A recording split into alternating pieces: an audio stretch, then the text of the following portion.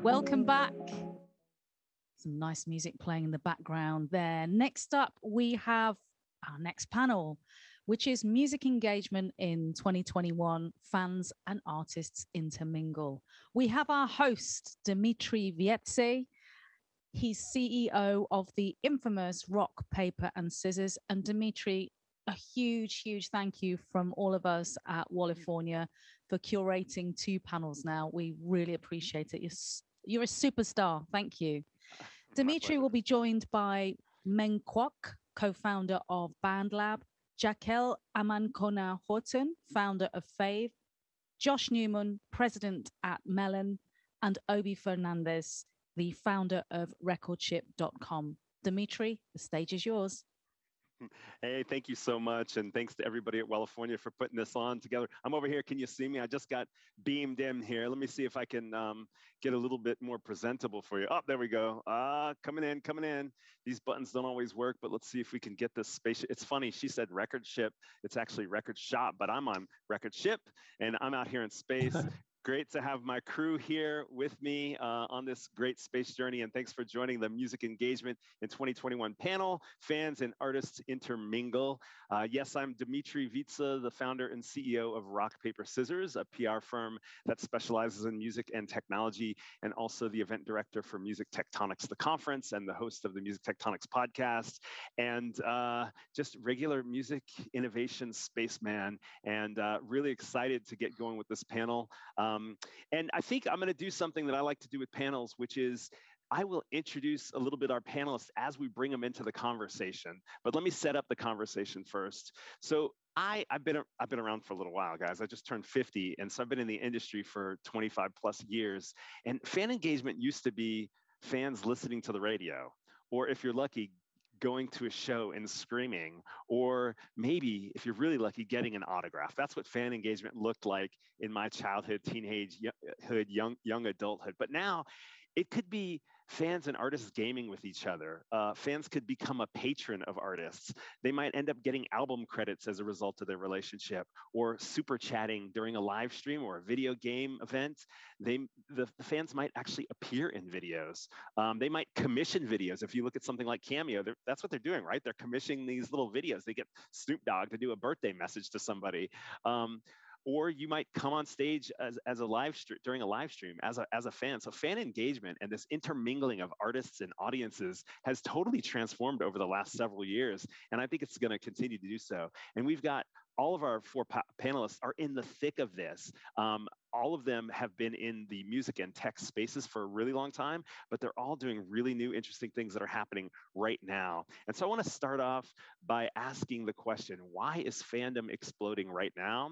And Jaquel, I think I'll start with you. Jaquel has a new company called Fave, which is giving fans a way to connect with artists via their fandom in the form of creating artist-friendly content that can even be monetized, and she's still unfolding all that stuff. But I'm going to ask all you guys this question. But Jaquel, if you don't mind, why do you think fandom's exploding right now?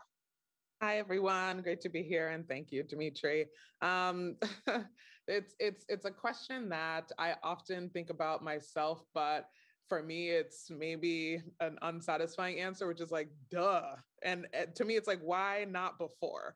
I think I'm extremely thrilled that it's happening right now. But I've been, as an entrepreneur, like, how did anybody, how is this not, but I think the reason it's happening now is, it's becoming more and more easy for people to create lightweight content that the fan, typically, who sometimes is the type A personality, but other times is more reclusive and wanting to observe and think, sometimes by nature, but they're coming out of their shell a little bit, and people are starting to recognize, hey, these fans are people too. These fans have their own creativity, their own desires, their own stories and passions. And I think people are hearing from them more now than ever. And so they're able to organize themselves together and do amazing things and come together and make bold moves as a fandom, as a community, as a group. And I think it's been inspiring to see. So, myself, others are looking at this and going, how is this becoming so under leveraged and underutilized that these people with all this might and energy and power are able to make all of this noise, yet, as I often say, it's like, really on social, they're just asked to like and heart and comment and all of this. But I'm excited to see that people are finally recognizing the depth at which this passion can take them. And so I think, the emergence of lightweight video, the emergence of more ways to connect, frankly, the pandemic of having people desire to connect so deeply is having people see the power of these communities. And it's exciting to see what can come next. Awesome. That's a really great point. All around. Yeah. So fandom's not new. It's just all these tools and things coming to kind of to the foreground for that. Let's bring Josh Newman from the agency called Melon into the conversation. Josh, your agency Melon's building musical experiences right inside Roblox and other gaming platforms where fans can dance with their favorite artist or buy digital merch with things like Robux, right? Robux is probably exchanging as much money as any other cryptocurrency, right? But tell us what you think about this emergence of fandom. Yeah, thank you, Dimitri. I think to your point, it's always been there. It's just what can fans do now? And I think that with the emergence of the technology that's out there today, combined with, I think that the young generation is a participatory generation in general, where they just feel that it's totally an open book for them to be a part of the experience, which is amazing. And I think that we're seeing stars coming out of that in itself, the way that fans are expressing themselves. We want to see those fans. It's almost like this cyclical thing that never existed before, where the fans actually are almost becoming the stars. So I think that's a whole interesting thing into itself. But from the platforms that are available, and I think where we're focused, we've brought a lot of music experiences onto Roblox at this point, and it's really a giant experiment at this point.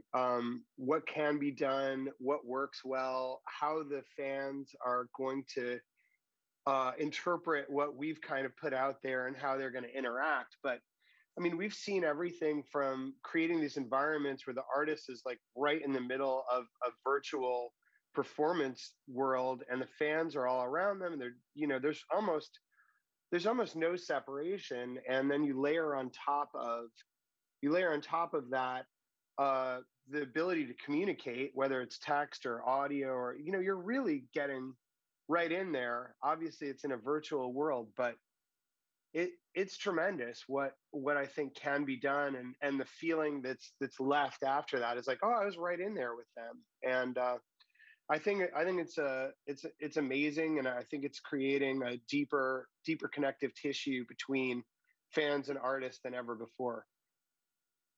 Awesome. Thanks for making those points, and it's really interesting to hear the different perspectives based on what you guys are doing. And I will invite you guys to talk a little bit about what you're doing as we continue the panel and how that fits into things. But let's get all the voices into the mix here. Ming, I want to ask you. So Ming, you're the founder CEO of BandLab, which has 30 million plus music making, collaborating, instant sharing music creators. Are they fans? Are they artists? They're kind of both, which I think is your point. But how is the blurring of the lines between artist and audience impacting the artist-fan relationship? What are you seeing?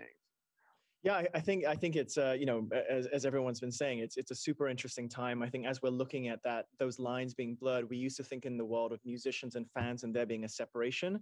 But I think today with what's happening with short form video, lightweight video and the growth of that capturing the zeitgeist and that really driving the music economy forward, when you add social media to that piece of content, what's really interesting is the fact that music is now essential to that piece of content than it never was before. So if you think about, Facebook, or you think about Twitter back in the day, sort of generation one social networks, or even, prior to that, music wasn't as essential to each piece of content like it is today. And I think with the tools that are available, platforms like BandLab, but obviously TikTok as well, and what's actually possible to create there, it's now a world where the fans and the artists are very much on the same platform. They have the same tools available to them. And so they can start engaging in a way that's actually much more relatable. So I think fandom as a whole, has always been there. And I think way, back in the day, you still could be a patron to artists and musicians and attend live gigs and those kinds of things. But today, the relationship between artists and fans is much less sort of, one way or performatory. It's much more in one in which, you are creating the same kinds of content. And now music is a key part of that. And actually, really interesting to see the ways that artists can relate to those fans and vice versa. And that's creating a lot of opportunities that are out there with new products and services of how to capitalize and build on those relationships. Yeah, it's so crazy. If you think about things like photography and video, you mentioned short form video right out of the gate, right?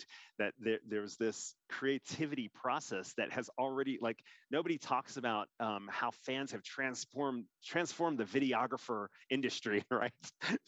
But certainly they do with photos and film and TV. It's getting to that point. Although in the process of fans making this new content, like you talk about, Ming, they're also changing the medium completely, which will be interesting to see with music too. First, videos become this short form thing. People are consuming such short videos compared to film or TV traditional models. But now, of course, people are making music also in short form, or people who are photo or video or filmmakers are now making their own music in places like BandLab too. So super interesting. Again, I want to bring Obi into the mix, and then we'll get the whole roundtable vibe going here. Obi Fernandez, I love that your introduction, they said record ship because look where I am, but it's record shop, right?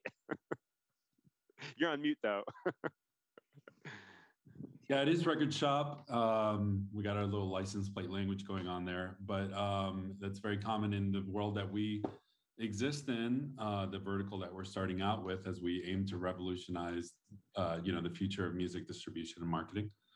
And that's electronic music. But I did want to talk to your point about, fan engagement and patronage. And I think that it's fair to say that we're reverting to a norm in music that has been around for centuries, which is that of the relationship between the artist and their patrons. That's the way that music used to be done before. And I think the failure of the digital streaming platforms to actually provide living wages and sufficient revenues for people to actually survive underscores the need for broader kind of thinking. And I also want to make sure that especially the people on this panel and the people listening in this event, as we go boldly into this future of user-generated content, we don't throw the baby out with the bathwater. Not all music is the same. Music is this term kind of like love, which has many, many different meanings and many different intensity levels, right? Like I love my wife. I also love my dog. I also love this computer that I'm, having this Zoom chat with. But I love these things in different ways. And music is one of those words that has many different meanings, right? Like the latest Justin Bieber, Ariana Grande music that gets 1 billion views, in a couple of days is not the same music as an established artist with decades of history and millions of fans going into the studio for 2 years and producing an album is not the same as a 14-year-old getting a viral hit with a little loop thing that he created, a 30-second loop thing that he created on his phone. Are those all music? Yeah, those are all music. But the way that they need to be treated and the way they engage, that those musicians engage with their fans is different. In some cases, it's the fan themselves that are generating music based on things that they got from other musicians. But in the case of legitimate musicians, one of the things that we're trying to do with Record Shop is to provide an array of different options for them to not only engage with their fans in an interactive way, which is clearly part of the future, but also to maximize the opportunities for patronage, from those fans. Super fans want to support their favorite artists. We see it happening all the time. Vinyl sales are through the roof. A lot of people who buy vinyl don't even have a turntable. They don't even break the seal on the vinyl. They just put it on their shelf or they show it off. These are tokens of appreciation, essentially patronage, right? So that's essentially what we're working on at Record Shop, is a global platform for doing that.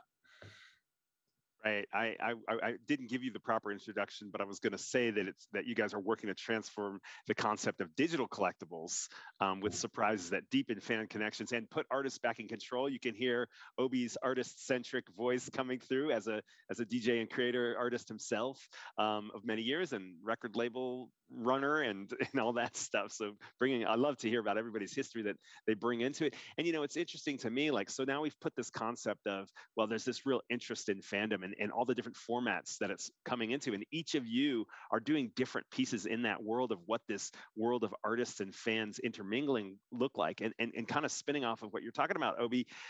I'm thinking, didn't we just adjust to the streaming economy? This whole idea that the music industry is back with more revenue coming in, more investment coming in, because we've finally switched to a monetizable version of digital music. How the hell are we supposed to revamp the business model of music with all this fan interaction?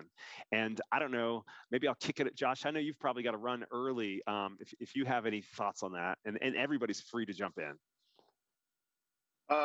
Thank you. That's a tall order, Dimitri. How are we going to change the business based on the fandom?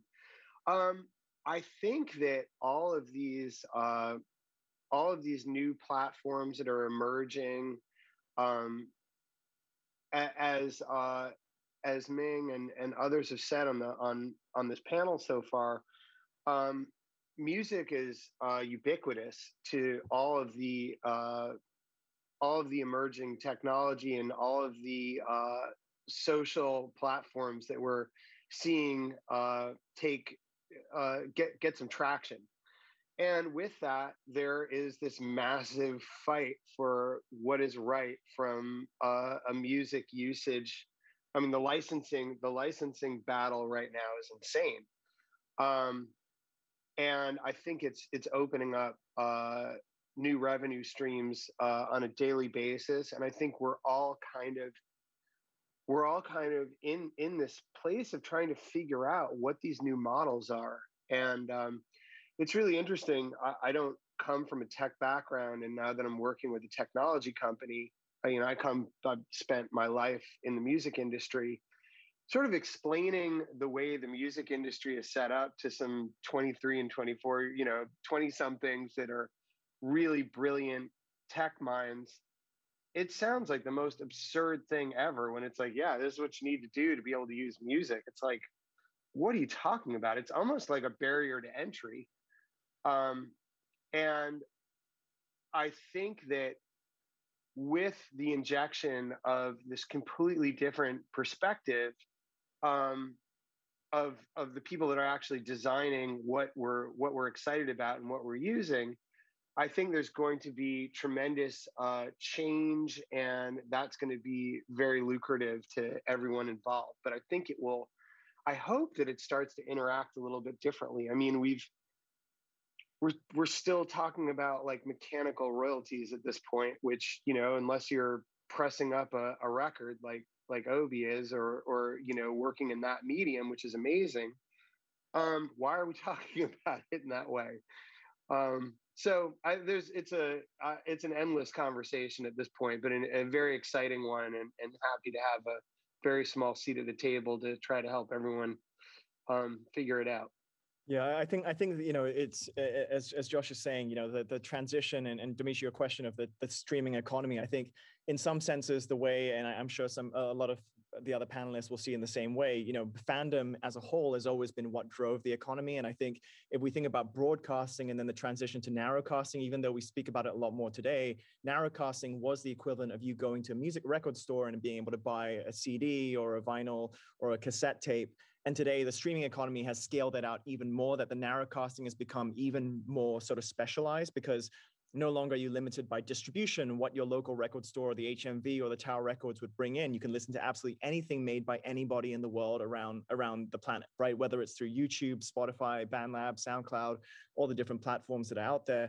And I think what we're actually transitioning into, you know, the streaming economy, as we call it today, is just a graduation of the fandom economy, in which, you know, records have become sort of individual, even more narrow casted units. But what's happening, especially with a lot of people on this call and this panel, is the acceleration of the new different models of the fandom economy, and that migration of music from being a product to music being a service, and the artists being the crux of the product at the end of the day. And that's a, you know, fascinating place to, you know, have a viewpoint on. Obviously, you know, I think a lot of us are front and center of that conversation right now, but to see what's possible and the new ways of monetization for an artist in the world of social media and the different revenue streams that are being created by you know, incredible companies around the world, I think it couldn't be a more interesting and exciting time. But really, that streaming economy is moving into this. It's just an acceleration of new revenue streams that could create possibilities and opportunities for artists. I want to talk about the streaming economy real quick. I mean, the streaming economy, if that was the only thing we had going for us in the music industry, would be the death of us. The streaming economy cannot compete with the attention economy. It's bullshit. And it's destroying the industry. The full merchandise value, if you will, the full economic value of the streaming economy is a fraction of what the music business was getting 20 years ago. And some say, okay, well, can't live in the past. You know, I was told at a significant point in my company's history, well, you know, you're an old man shaking your fist at the sky. No, I don't think so. I think what's happening is that the status quo is such that the major music labels and the people who kind of control things, you know, Spotify and so on and so forth, they're satisfied with the status quo. And one of the things that makes this such an interesting field to play in is that there's a desperate need to change the narrative around what's acceptable in terms of the economic output and the economic value of this industry. And the fact that we're losing the war on attention. You know, people are passively consuming music while they're on their phones, you know, and being distracted by their watch, playing a viral game on their tablet, you know, while Netflix is going on in the background. And music has become, in the words of some, a loss leader, the music itself. And I think it's fair to say that we're all music lovers here. And I don't think any of us want to see the actual music become a quote unquote loss leader, no matter how much we, you know, focus on fan engagement. Let's keep it about the music, but let's allow the byproducts of that creative process, you know, as the musicians make their music, actually become a source of value and fan engagement, right? Like the fans who are into that deep level of engagement, whether it's participating in a universe, like in a conceptual way, like artists like the Fat Rat, that, you know, and other artists that create a conceptual universe with characters and things around that. And then the fans, if you go into their Discord, you see that they're participating in the storytelling. You know, that can compete in the attention economy. But obviously not everyone can do that, right? Like not all musicians are going to be able to come up with fantastical conceptual universes, you know, and stuff like that. That's not an authentic experience for some musicians, but let's find mechanisms that are authentic to them for engaging with their fans, and let's push those forwards. Let's not rely on streaming. Like the future that I look forward to is in a few years when Spotify and the DSPs are relegated to FM radio status, where it's just purely about reach and discovery and passive. And that's not what people talk about when they talk about music, because it's not the interesting part of music anymore.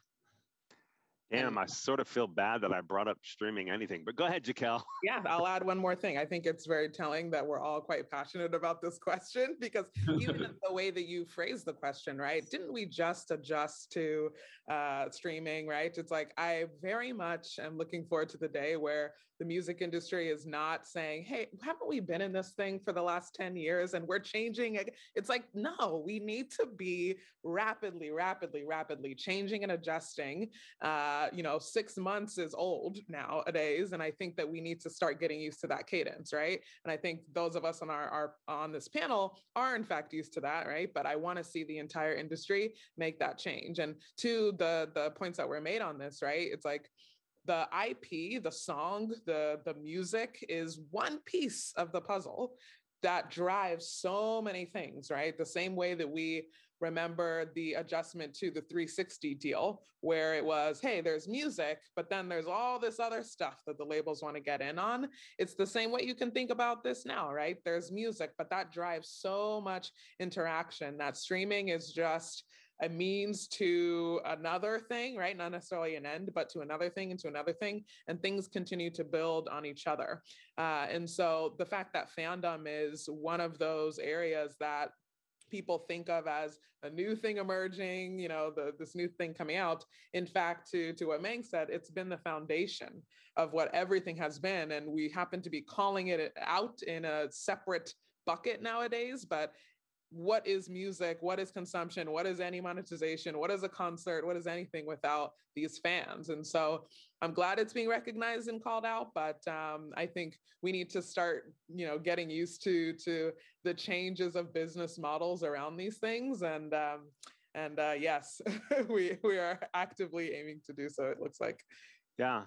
As I think about all of your kind of contributions to the conversation and where you sit in the space, I'm sort of getting the sense or recognizing just now that in a way, Obi with a digital collectibles platform with some really cool surprises built in, and Josh with building these activations on places like Roblox are sort of sitting in a place where they're transforming what the fan experience can be and making another type of relationship and interaction between artist and fan.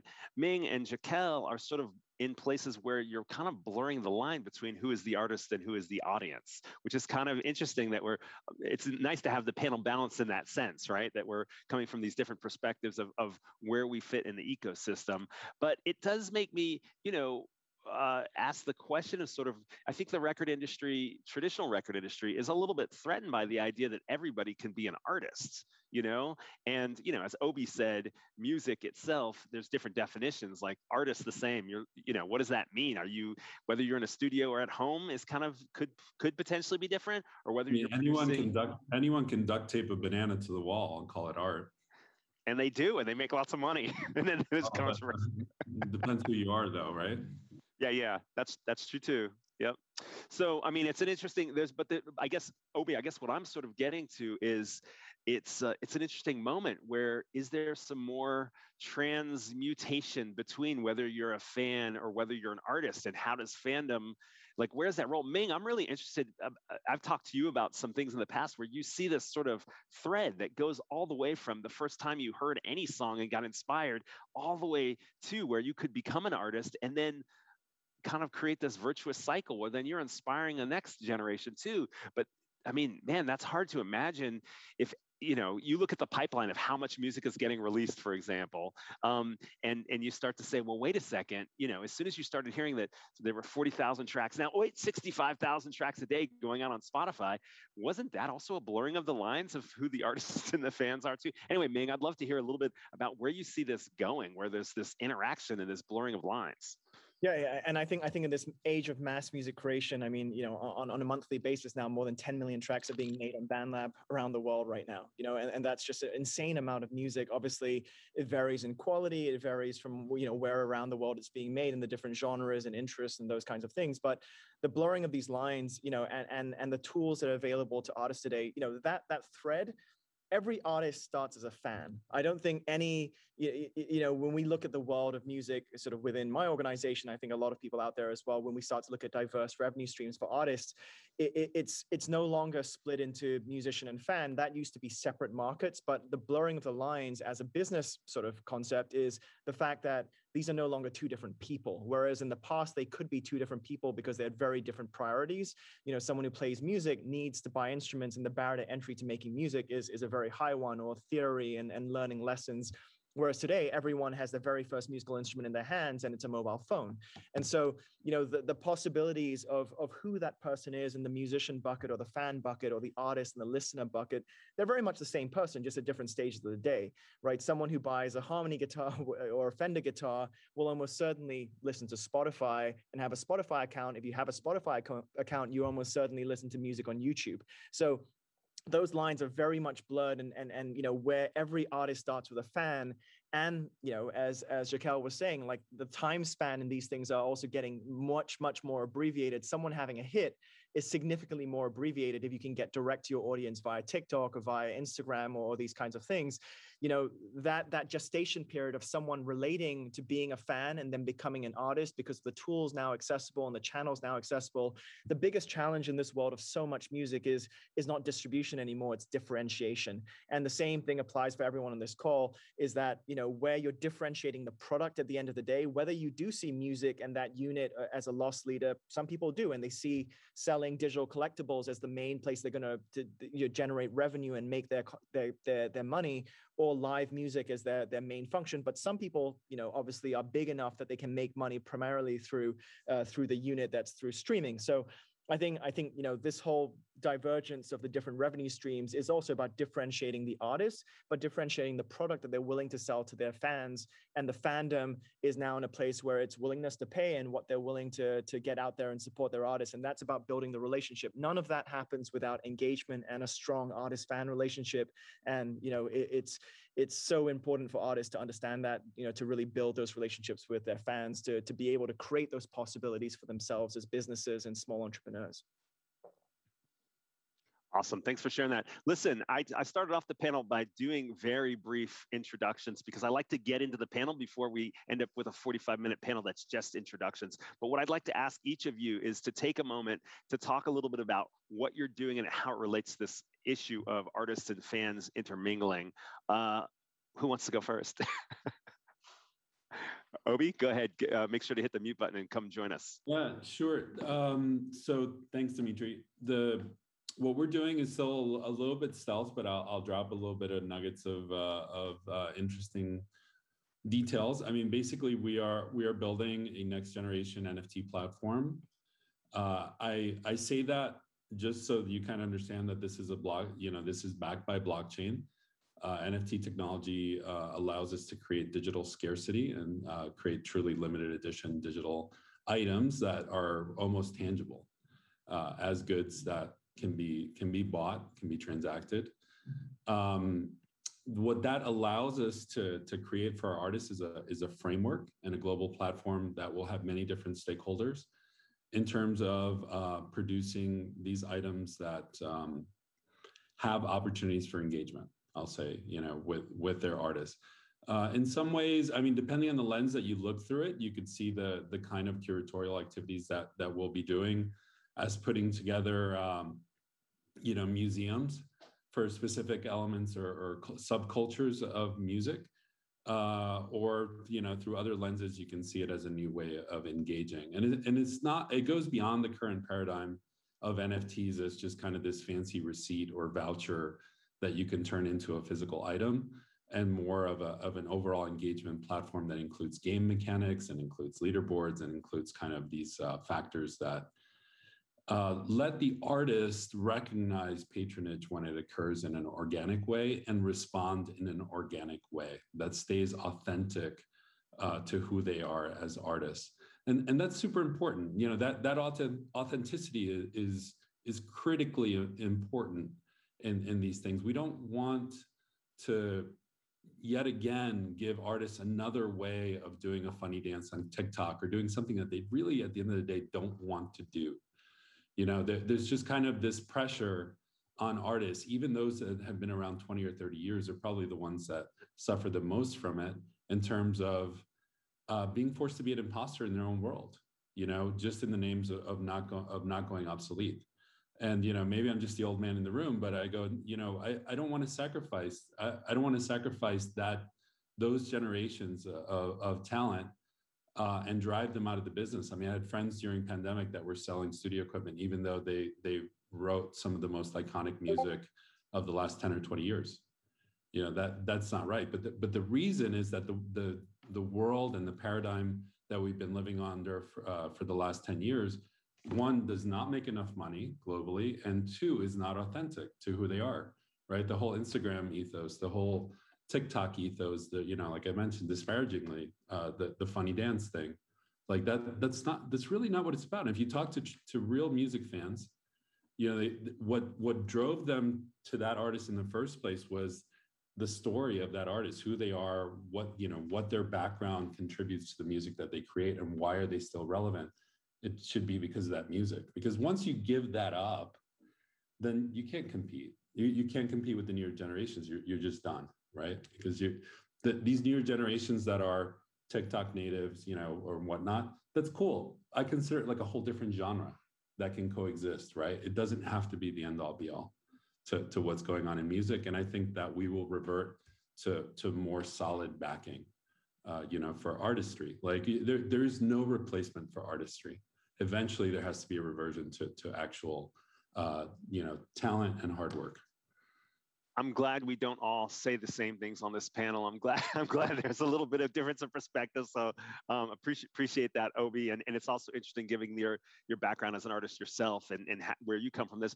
Jaquel, you come from this as a fan, and I'd be interested to hear where you think this intermingling is going, and what what Fave, your company's role is in that as well. Yeah, of course. So at Fave, we are a new social platform that is dedicated to empowering fans. We allow fans to create immersive content. They can connect and bond with each other and kind of find that like-minded group of people that they can just nerd out with in a safe place. They can compete in fun challenges. And then we also have a marketplace where creators can sell things to fans, but more importantly, fans can sell things to other fans. So it's a fan-driven marketplace where if a fan is making paintings or keychains or custom Nike shoes or, drawings, whatever, they can sell those things to other fans and start creating, their own mini business around fandom. And so this place that kind of brings all of these activities that fans are doing into one central place where they can create, connect, compete, and engage in this commerce is what we're doing. We are also partnering with the artists to give them a cut of the revenue so that instead of them always having the burden on them to be the ones creating content and have everything on their shoulders to push out things to their fan base, their audience, and make money, rather it can be, hey, you guys are all passionate about this. I want to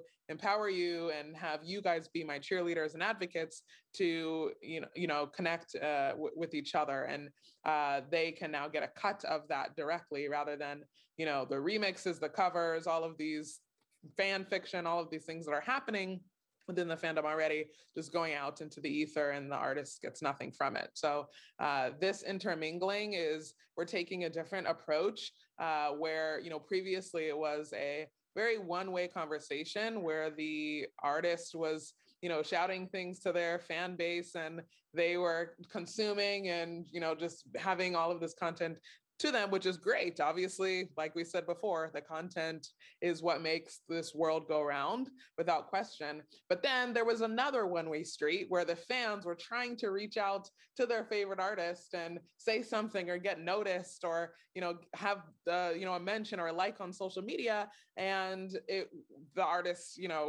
could sometimes reply, right? If they have the bandwidth. And, sometimes they're seen as the bad guy for that. Sometimes people recognize they're just busy. But it was always this kind of back and forth of conversations that weren't actually aligning. And so this intermingling is something that on Fave we're interested in bringing, where we're aligning the incentives, we're bringing people on one place, we're having the community and the fandom actually come to a space where they can just, again, kind of be stands together, but where artists can see some rhyme and reason in the fandom. And rather than them saying, hey, DM me if you want this exclusive track and I'll like sort through hundreds or thousands of DMs and pick 5 random ones. There can be something of, whoever has is my top, 10% of fans, or the top 100 this week, or something like this, can get this exclusive content. And so in our discussions with artists and labels, we've seen that they are very interested in this kind of data and having the ability to not just see who the top fans are, but also connect with them and communicate with them, and not just see them as like a user ID that many other platforms give them, which is interesting. And so, we're looking forward to this space being where fans can really have their voices elevated and heard, but then also have the industry and the artists and their teams actually see these fans for who they are, and then do something actionable about it, right? Rather than it just being, maybe I'll see you at a show and you see you for 5 seconds in a meet and greet line. It can actually be, oh, these are my core, and I can leverage them and their passions in a way that makes much more sense than a once a year kind of thing. So we're looking forward to learning. We are in a beta right now with the Taylor Swift fandom, and we are soon launching with the BTS fandom, which, as you can imagine, will be chaotic but exciting. And so we're looking forward to doing that. So anyone who's interested in this and has some advice or on this fandom world, all ears, and would love to connect. Awesome. Thanks, Jaquel. And we just have a few minutes left, but Ming, I want to also give you the opportunity to sort of maybe give us what the dream world of this future artist-fan co-mingling looks like, and feel free to talk a little bit about BandLab's role in that. Yeah, well, I'm a big Taylor Swift fan, so I'd better check that out, Jaquel. The easiest way to understand what we're doing at BandLab, or the way to describe the platform, BandLab is sort of like Facebook for music, but with GarageBand and SoundCloud/Bandcamp built in. So it's a place where people can make their music as well as share their creative process and intermingle with people everywhere in between. So if you think of a lot of music sharing platforms today on the social side, a lot of them are galleries, whereas BandLab is really like the studio. You can actually go in, all the tools to make music are universally accessible and free, whether you're on mobile or whether through your browser at bandlab.com.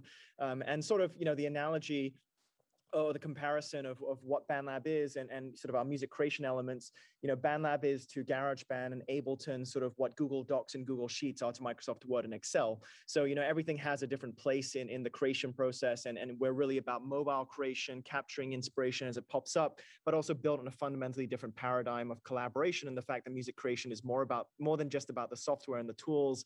It's about the social community, feedback, fandom, people that you connect with and give you inspiration and encouragement to continue along that process. So, that dream world of where artists and fans are intermingling, in some senses, we're kind of seeing the gestation of that already on BandLab in terms of the users around the world, as you'd mentioned, where we've got more than 35 million registered users around the world, creating more than 10, 11 million songs a month right now on the platform. So it's pretty insane to see what's possible when you enter this age of mass music creation and you give people the tools and you have no barriers, whether it's cost or device that they used to be out there in terms of what stopped people from being creative. So, the dream world is actually not just a place in which people are already able to do that, or people are able to create the content, but the dream world is really where all the great people, again, on this panel and many companies out there creating opportunities for artists beyond just the streaming economy, and to see people graduate from being just fans into artists themselves and create and earn a living, and hopefully we have a small part to play in that. But as with music, as with many different industries, there is no one, and there shouldn't be just one dominant player. It's music itself is inherently collaborative, and we're all part of many different products and brands and companies and platforms creating opportunities for artists. And so we're out there hoping to help them make their music and connect them with people around them and create opportunities. But we're hopefully just a small selection of the opportunities and the services and platforms available to artists out there, and that hopefully is the dream world. Thank you so much for that. And thank you all for jumping in on this panel, and for your contributions. We obviously could go on for many, many hours, and sometimes we do offline, and we will continue to do so. We had 4 originally panels, great folks. I forgot to mention at the top of the panel, we had so many countries represented here. Jaquel's in Switzerland, Ming's in Singapore, Obi's in Mexico, Josh is in the country of California, although he had to pop off. I'm in the country of Indiana. This has been great. Thanks so much to everybody here for participating. All of us panelists, let's join in on the California event so we can do some networking. I posted LinkedIn's for most of us here and websites in the chat of the conference platform. So feel free to reach out to everybody. Obi, Ming, Jaquel, thanks so much for joining us. California, thank you so much. Peace out. Thanks, Dimitri. Take care, guys. Bye-bye. Thanks so much. Thank you so much, everybody. And yeah, we appreciate that we were also running a little bit late. So, you know, Ming, obviously it's quite late there in Singapore. So we thank you for hanging on. If you wouldn't mind hanging on for a couple of minutes longer, we've got 2 questions in the chat. Are you still there? Are you around to take questions? Sure. Yeah, man. Yeah, perfect. Great. So we have Mark Simos that has asked a question. He said, any analogs to fan fiction in the music industry? Does this raise intellectual property issues for the artists? I can answer part of that, and then I'm sure Jaquel probably something about it. But some of the artists that we're working with have these kind of universes and are really leveraging platforms like Discord to have these communities where the fans actually participate in the narrative and what would be termed fan fiction over the last couple of decades, with the support of the artist. And then one of the cool things about participating as a fan in that world is that then things that they came up with as a fan can get incorporated officially into what the artist is putting out. And it happens in an organic way. So I would question some of the assumptions that went into that question, in the sense that we're moving into a world with this greater artist engagement with the fans. The fan fiction can become part of the creative process itself instead of being this unauthorized external force that's going on. Great. Yeah, thanks very much for answering that. Okay, and the second question is, what percentage of musicians on Spotify make a profit? And that's by Stocker Rob. Would like to answer that question. I posted something in the chat with an article from Music Business Worldwide that talks a little bit about that. I don't know that I'm the right person to quote any specific answers on it. The question about the point is that what streaming platforms have done is contributed to the driving of music down to practically zero. And that's a trend that, if left unchecked, will just completely decimate any economic value for the musicians that have actually spent decades, becoming musicians. And that would be a terrible cultural loss if they weren't able to make up that income in some other way.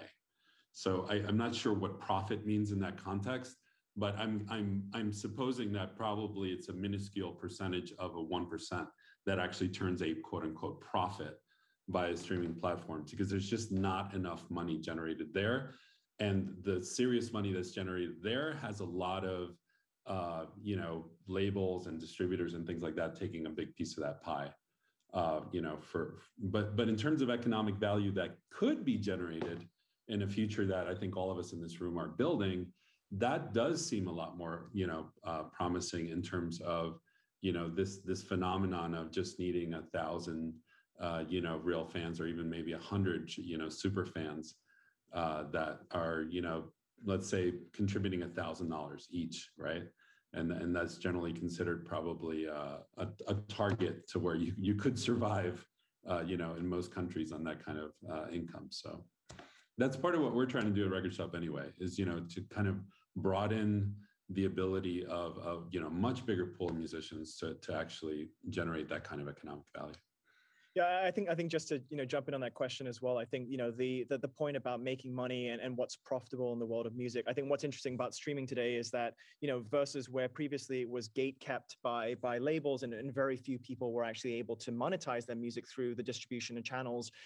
Today, on a numerical basis, more musicians around the world are making money, not necessarily as much per unit, but they are making more money in quantity around the world, than ever before, and that's empowered powered by all the distribution platforms, TuneCore, CD Babies, DistroKids, etc. If we think about, whether an artist can be profitable, I would look at that as, the price of the revenue that they generate being greater than the cost of what they're doing and what it costs to create that content. And I think today, with platforms like BeatStars, where you can get a professionally produced beat for $20 or whatever price is on the label, plus if you use DistroKid or self-serve platforms and you pay $100, $200 a month, let's say $300 a month to distribute $200, $300 a year to distribute and have bought out a track and recorded it on something like BandLab or GarageBand or Logic and tools that you have available to yourself as a single recording artist.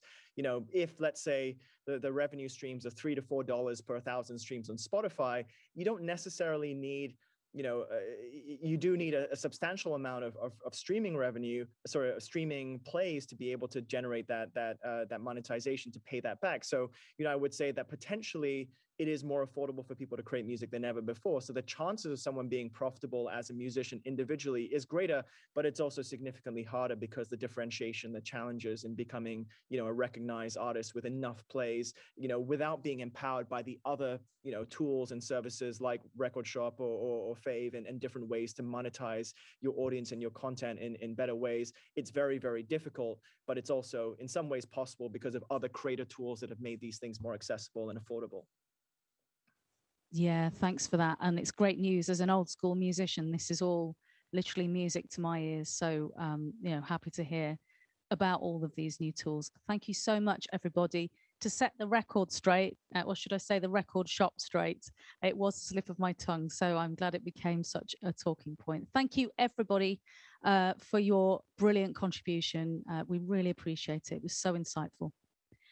Okay, we are going to move on to our final session for today. It's a keynote on the creator economy.